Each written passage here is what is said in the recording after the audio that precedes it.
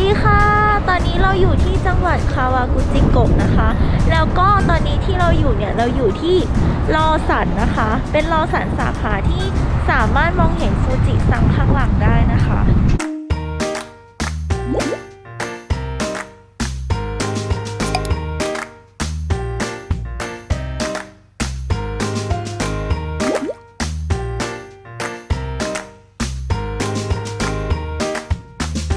ตอนนี้เนี่ยจอดรถข้างทางนะคะมาแวะดูวิวฟูจิซังค่ะวิวข้างหลังสวยมากมองเห็นฟูจิซังค่ะตอนนี้ที่นี่7 องศานะคะหนาวมาก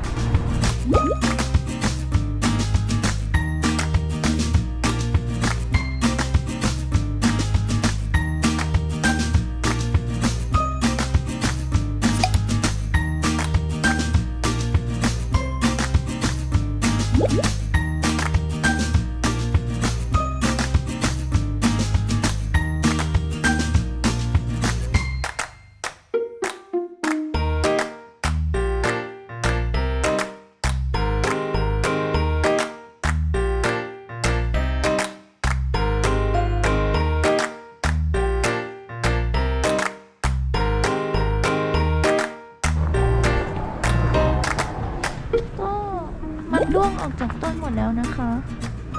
มาช้าไปนิดนึง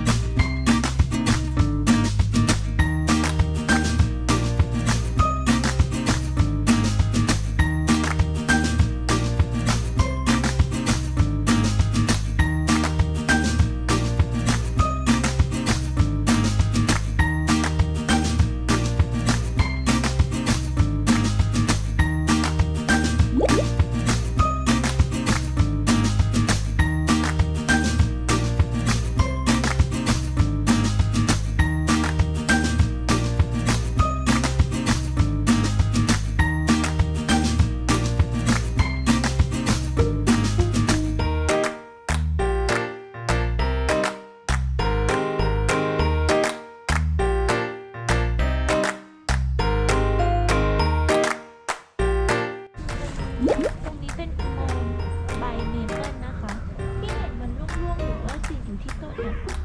ก็คือต้นเมเปิลนะคะ